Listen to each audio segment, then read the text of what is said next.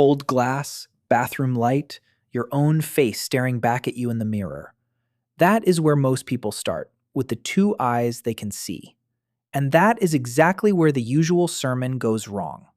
You've probably heard Matthew 6:22 explained as a lesson about being generous, about keeping your values straight, about not serving wealth. But the verse itself does something much stranger. Jesus says, "If thine eye be single, thy whole body shall be full of light." That is body language, physical language. It sounds less like a slogan and more like a clue. Read it slowly in your mind. Eye, single, body, light. Those are hard, concrete words. If this were only about charity, why phrase it that way? Why not say heart? Why not say mind? Why not say hand? The old interpretation survives because people hear the nearby verses and blend everything together. But the phrase itself keeps resisting that neat little box. It keeps pointing back to the body, to something located, specific, maybe even hidden. Now hold that thought and do one simple test. Forget symbolism for a second. Ask yourself what in your head is actually single. Not paired, not mirrored, not doubled. Your visible eyes come in twos. Your ears come in twos. Most of the brain is built like a matched set, left and right, one side answering the other. Yet, buried deep inside, there is one small exception, an unpaired midline gland sitting between the thalamic bodies, small enough that most people never think about it at all. The pineal gland. That alone would be interesting, but then the trail gets uncomfortable. In 1649, Rene Descartes looked for one place in the brain that was truly singular and called this structure the seat of the soul. He didn't choose it at random. He chose it because it stood alone. So now you have a verse about a single eye, a lit body, and a lone structure in the exact center of the head. And we haven't even reached the chemistry yet. If this kind of deep dive is your thing, like the video and stay with me, because the next step is where darkness enters the story. And that chemistry matters because it forces a second question. What kind of eye behaves differently when light is present and when darkness takes over? Go back to the verse and listen to the texture of it again. The eye is called the lamp of the body. A lamp is not passive. A lamp changes the room. Your two visible eyes do not do that. They take light in. They do not fill anything with it. That is where the standard preaching starts to wobble. Once you hear the sentence in plain physical terms, the old reading feels less secure. You can still preach a moral lesson from the chapter if you want, but the wording itself keeps pulling you somewhere else. Now, add one more test. Set Matthew aside for a moment and compare the same teaching in Luke. The language about the eye, the body, light, and darkness still stands there, but the financial framing that people lean on is nowhere near as dominant. That matters. It means the body language is not a decorative side note. It can stand on its own legs. And once it does, you are forced back into the skull, back into that strange little structure Descartes noticed, back into the possibility that Jesus was pointing to something concrete hidden under the bone. This is where modern research stops being a footnote and starts acting like a key. In the early 1960s, Wertman, Axelrod, and Phillips reported that melatonin is suppressed by light and made in darkness. Read that again in ordinary human terms. Light comes in, one process drops. Darkness arrives, another process rises. Suddenly, the verse sounds less like a free-floating religious image and more like a description of a switch, a bodily one. A process tied to the same pinecone-shaped gland sitting in the center line of the brain. You can feel the argument tightening now. A lone structure, a saying about a single eye, a body full of light, a hormone controlled by darkness. The pieces do not prove themselves just by being near each other, fair enough. But when several pieces lock from different directions, you stop calling it coincidence so quickly. And one of the strongest pieces did not come from a theologian at all. It came from watching what happens in the blood after disciplined inner practice. That is where Greg Tooley enters the picture, and he enters it with blood data, not with incense, candles, or vague spiritual language. Around the turn of the century, he studied experienced meditators and checked what happened after practice. The result was simple enough to say out loud without dressing it up. Their plasma melatonin came out higher after meditation than on a control night. Sit with that for a second. The same bodily system tied to darkness was also responding to trained inward attention. You do not have to turn that into a miracle to feel the pressure it puts on the old reading. If the verse points anywhere near the pineal system, then practice matters. Conditions matter. Attention matters. And now, the whole sentence from Matthew starts sounding more engineered than ornamental. If thine eye be single. What if that line is describing a state of inward narrowing, a collected focus, a reduction of outer signal? You have probably felt the crude version of this without giving it a name.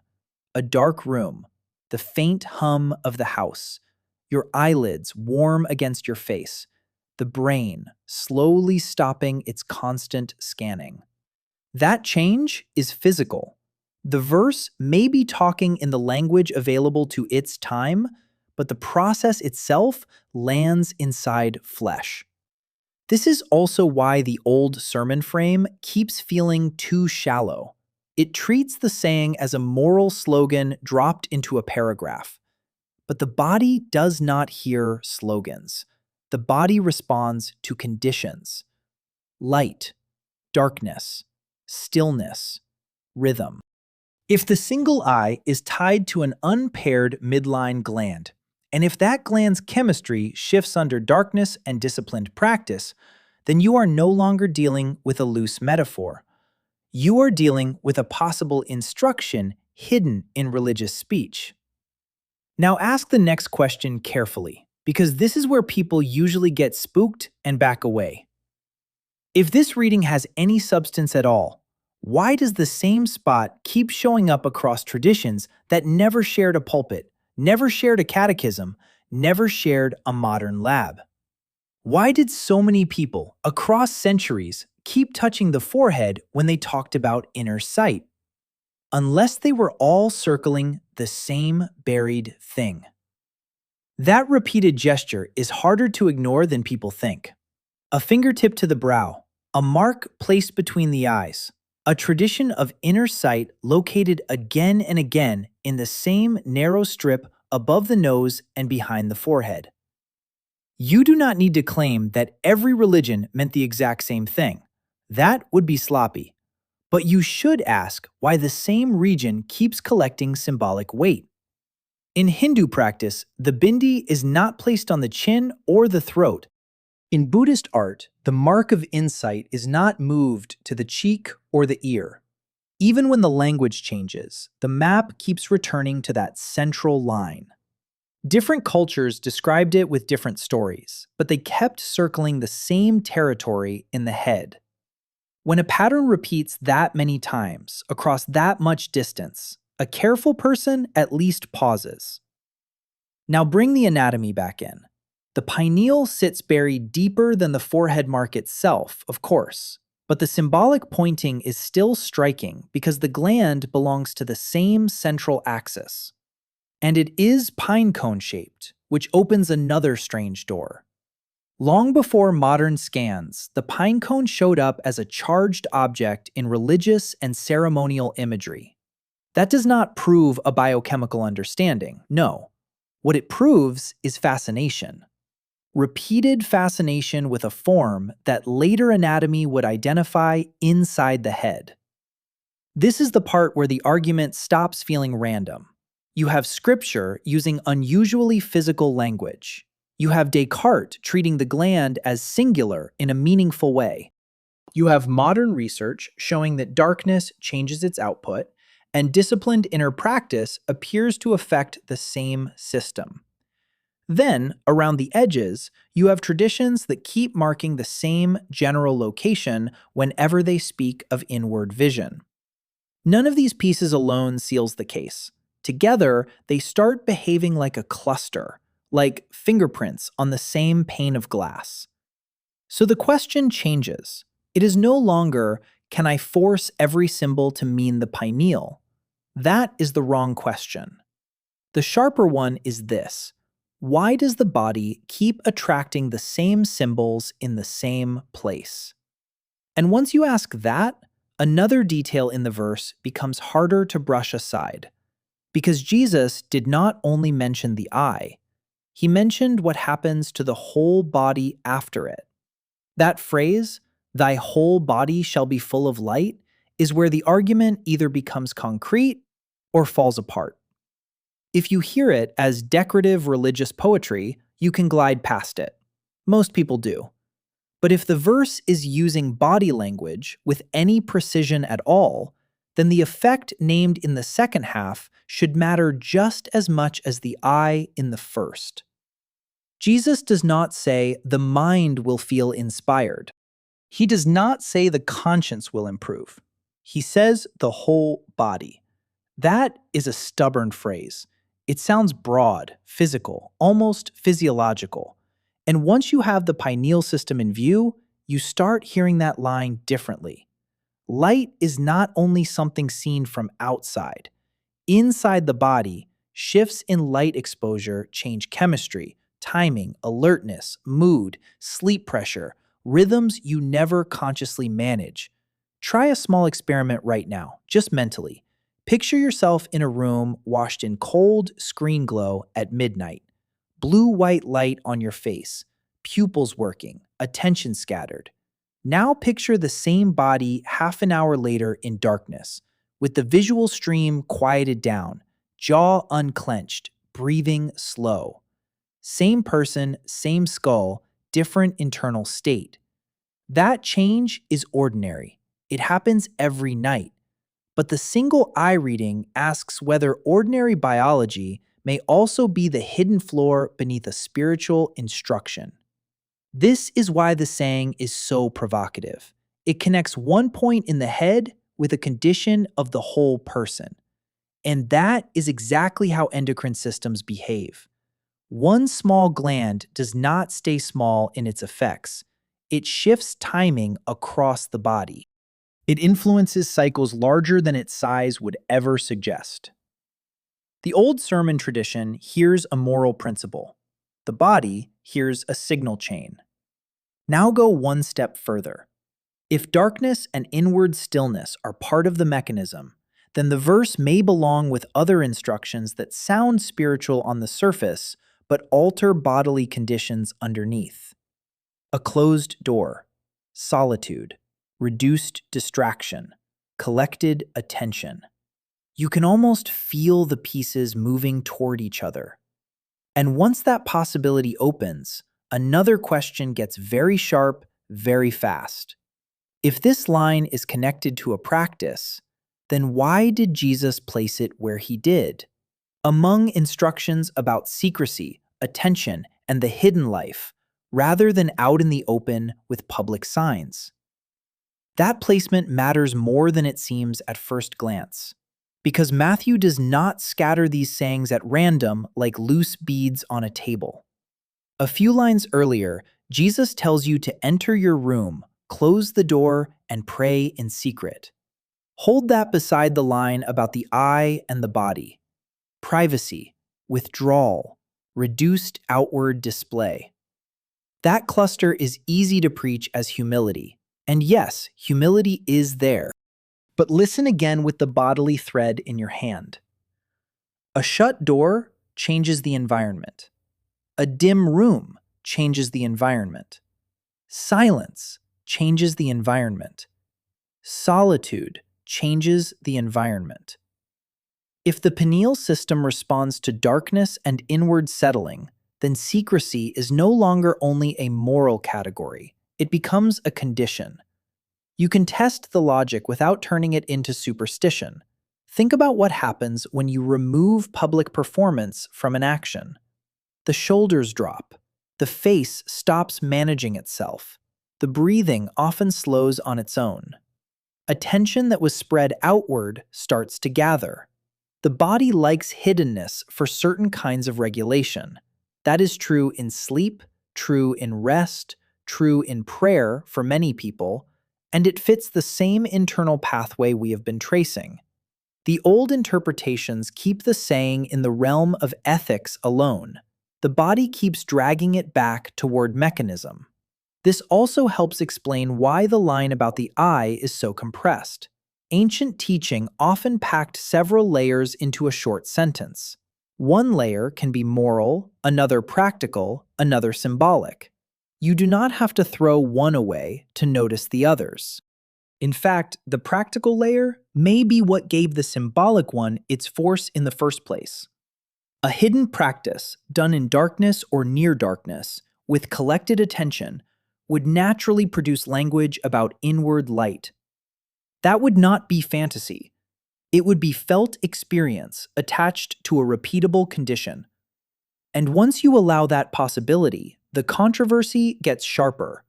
Because now you are no longer saying the verse merely resembles anatomy from a distance.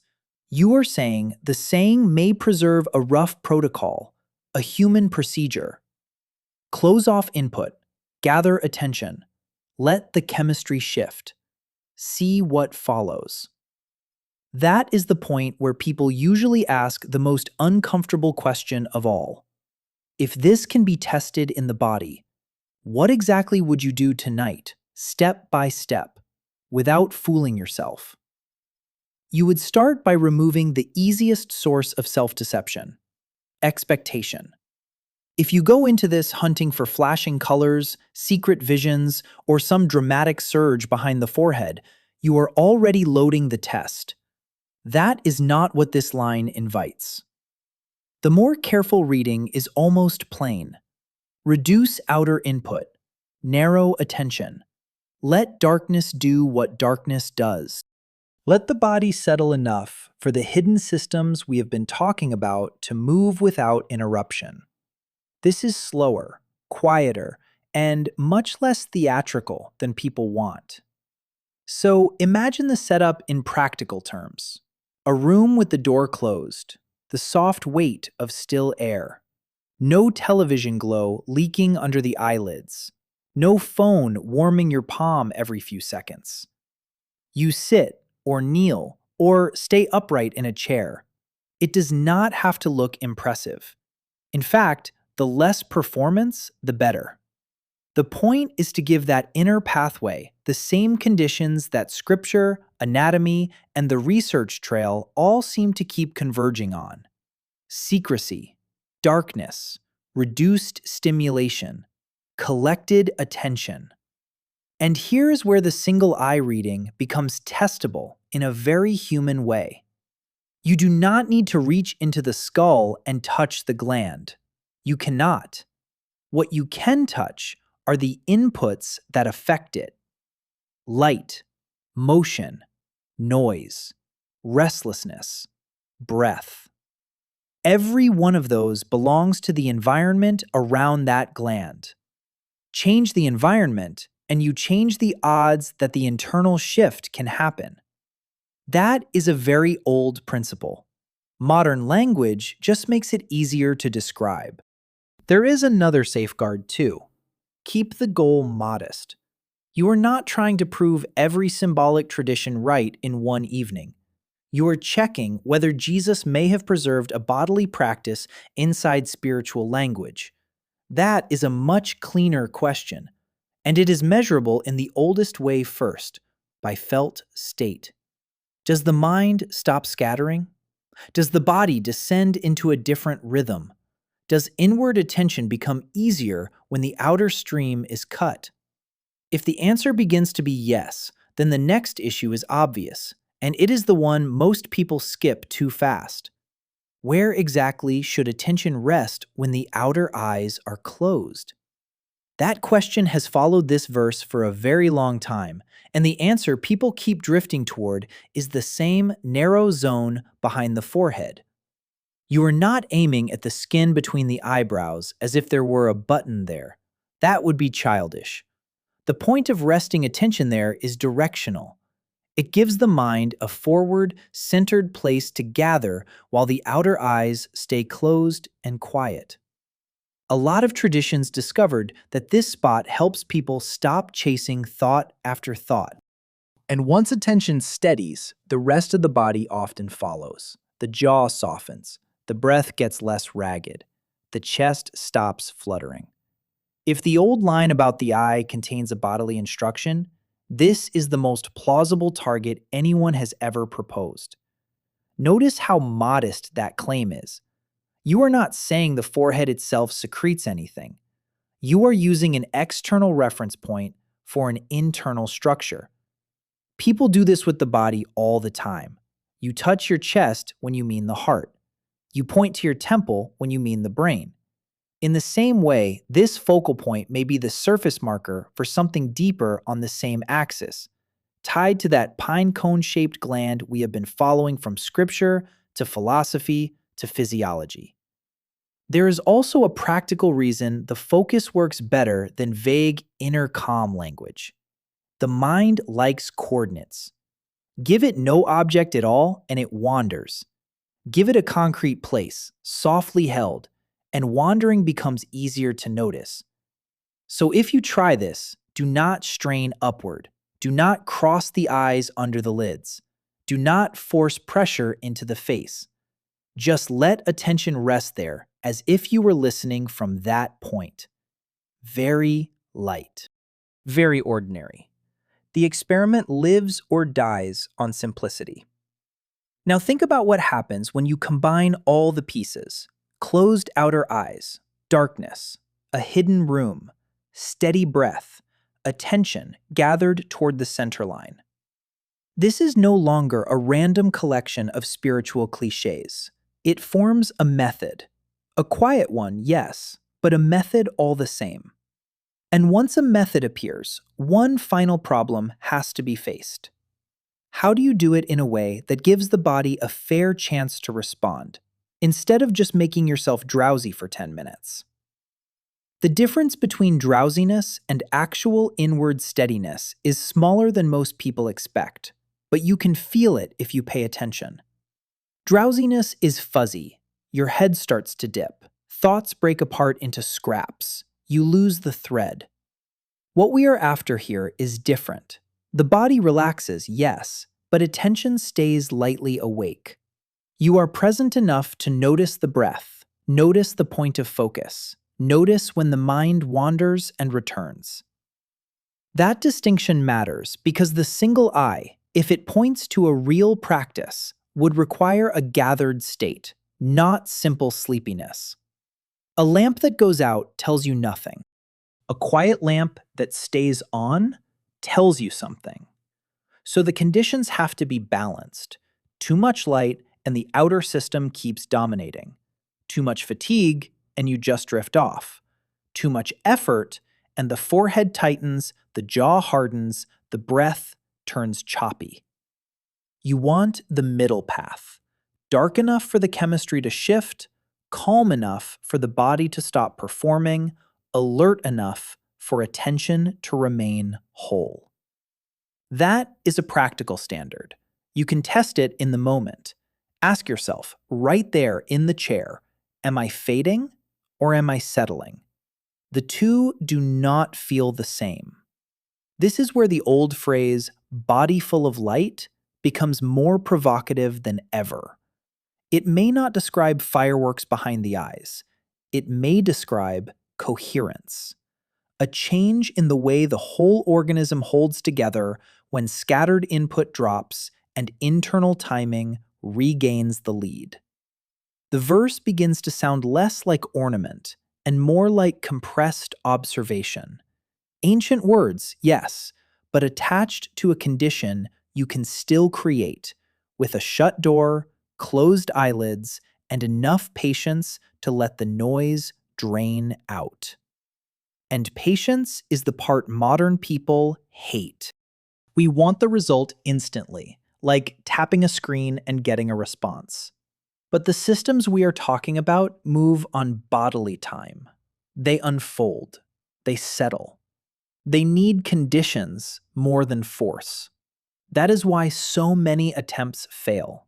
People try once, strain for an experience, and conclude there was nothing there. But if the method lives in conditions, then the final step is not excitement. It is precision. And that means tonight's experiment has to be simple enough that you cannot hide from what actually happens. So here is the cleanest form of the experiment, stripped of drama. Wait until the house has gone quiet. Let the last bright screen go dark. Sit somewhere ordinary, a chair with cool fabric under your hands, the faint creak of the floor settling, the air a little heavier now that no one is moving through it. Close your eyes. Let your breathing lengthen without forcing it. Rest attention toward that inner line we have traced all the way through this story, gentle and steady, while the body remains awake enough to notice itself. Then leave it alone. No chasing signs, no hunting for visions. Just the conditions: darkness, stillness, collected attention, enough time for the deeper machinery to do what it does. If you do that, something important happens, whether the grand claim proves true for you or not. The verse stops being trapped inside argument. It leaves the page and enters the body. Matthew 6:22 is no longer a slogan borrowed from a sermon about money. It becomes a question you can test. Jesus names an eye. Anatomy offers a single gland. Descartes notices the same singularity. Modern research ties that system to darkness, and Greg Tooley's work suggests disciplined inward practice can shift it. That chain may not answer everything, but it is too coherent to dismiss with a shrug.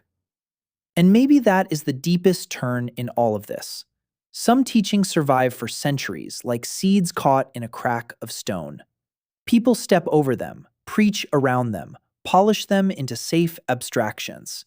Then, one night, under the right conditions, you give them a little darkness, a little silence, and they begin to split open from the inside. The room will still be the same room after. A faint line of streetlight may sit under the door. The boards may tick once as the temperature changes. Somewhere, a refrigerator will hum and then stop. But the old sentence may no longer sound old. It may sound located, waiting in the center of the skull, quiet as a held breath.